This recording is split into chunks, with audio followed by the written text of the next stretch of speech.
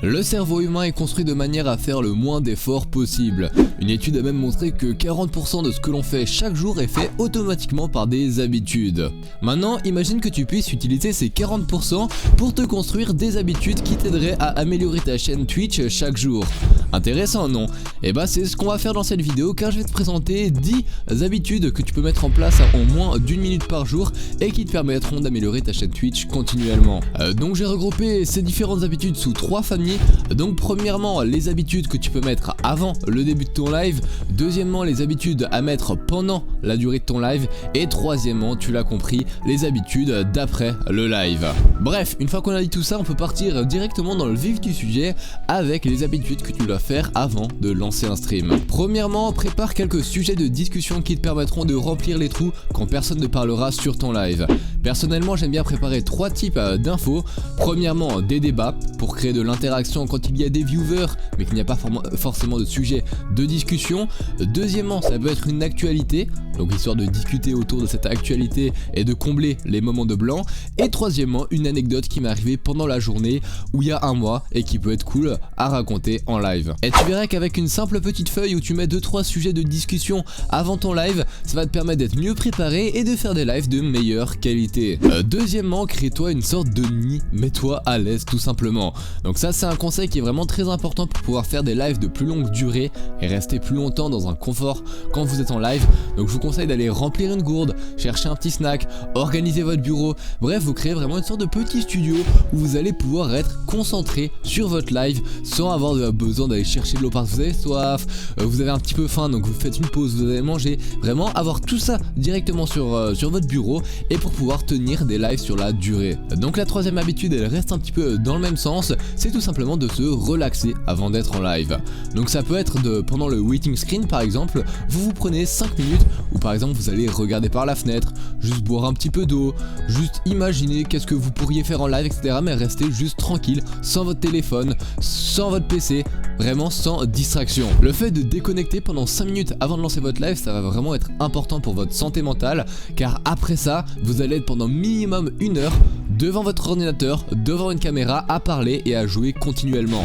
Donc si vous n'avez pas fait cette petite préparation mentale, ça peut faire un petit choc et ça peut être dur de tenir sur la durée. Donc ça, c'est un petit trick que je vous donne pour être plus confortable en live. Bon, une fois que vous êtes arrivé à ce stade de la vidéo, déjà je suis très fier de vous, bravo à vous, et surtout vous serez bien préparé sur votre futur live. Et ça, c'est déjà un bon pas de prise sur la concurrence. Bon, c'est bien d'avoir une belle préparation, mais maintenant il faut assurer pendant que tu es en live.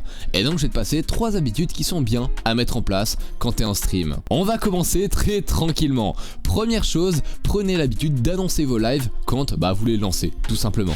Donc ça peut être sur Instagram, sur Discord, par pigeon voyageur même, mais votre petite communauté, que ce soit 10, 50, 100 followers, elle doit être au courant que vous êtes en live. Car la différence entre avoir 0 et 2 viewers sur son live, elle est énorme et on va être recommandé pas du tout de la même manière. Donc vraiment prenez l'habitude d'informer votre communauté fidèle quand vous lancez un live, c'est vraiment très important. La deuxième habitude à prendre, qui est encore une fois très importante, c'est tout simplement de parler en continu.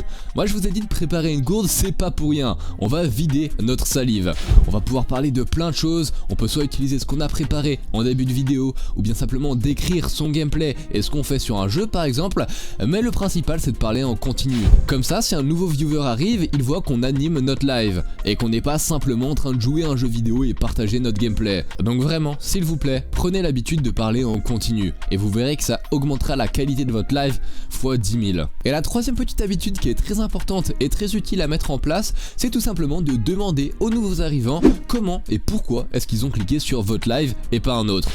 Bon les amis, calmez-vous, hein. Dès qu'il y a un nouveau viewer qui arrive, vous n'allez pas directement lui poser la question. Vous allez attendre qu'il pose quelques messages, que vous ayez une petite discussion, et si vous voyez que votre contenu l'intéresse et qu'il est un peu content de la chaîne, content de la qualité du live, vous allez pouvoir lui poser la question: pourquoi est-ce que tu as cliqué sur mon live et pas un autre? Et là il peut vous répondre plein de choses. Peut-être que le jeu l'intéressait, peut-être que l'overlay l'a intéressé, peut-être que c'est un peu l'image globale que la chaîne reflétait qui l'a intéressé. Donc ces réponses, c'est très important de les stocker et de les prendre en compte, car ça va vous montrer ce qui est bien sur votre chaîne et ce qui est moins bien. Et c'est avec des données comme ça qu'on peut ensuite s'améliorer. Bon, on arrive gentiment à la fin de votre live. Vous avez mis en place toutes les habitudes que je vous ai données, donc encore une fois, je suis très fier de vous, bravo.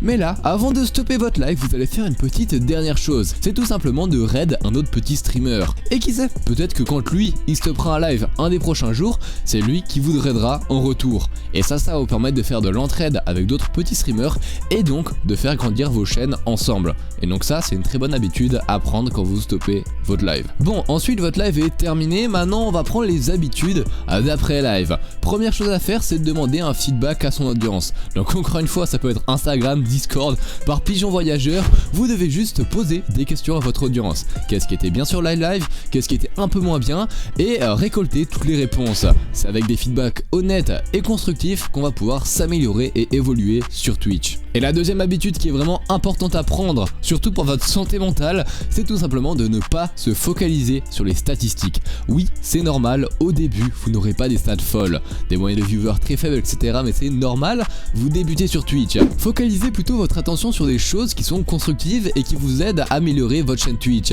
Vous verrez qu'à terme, ça aura un impact bien plus positif que simplement de rager sur l'algorithme de Twitch qui ne met pas en avant votre live. Bref, on arrive gentiment à la fin de cette vidéo, mais pour ceux qui sont vraiment déterminés et qui sont encore ici, je vais vous partager deux petites habitudes bonus. Donc ça, bravo à vous, vous l'avez mérité. La première habitude bonus, c'est tout simplement de créer des événements.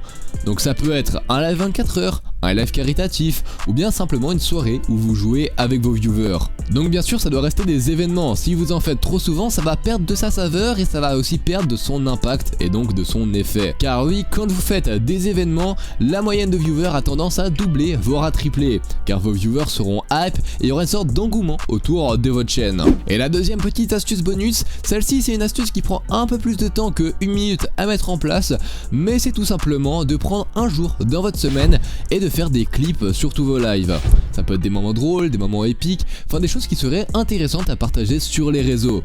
Et bon, vous l'avez compris, ensuite vous les reprenez et vous pouvez les poster sur TikTok, sur Shorts, sur Insta, etc. Et ça va augmenter votre visibilité vers des personnes qui de base ne seraient peut-être jamais tombées sur votre chaîne Twitch. Donc vous verrez que ça vous prend un petit peu de temps, mais les résultats sont vraiment incroyables. Donc vraiment prenez ce temps, vous prenez un jour, vous faites des clips et vous verrez que ça vaut vraiment le coup. Bon, là on arrive gentiment à la vraie fin de la vidéo, donc n'hésitez pas à lâcher un like, un abonnement si vous n'êtes pas encore abonné et me mettre dans les commentaires quelles sont les habitudes que vous allez mettre en place sur votre chaîne Twitch. Et moi je vous dis à bientôt pour de nouvelles vidéos, de nouveaux tutos. C'était Kozix, ciao.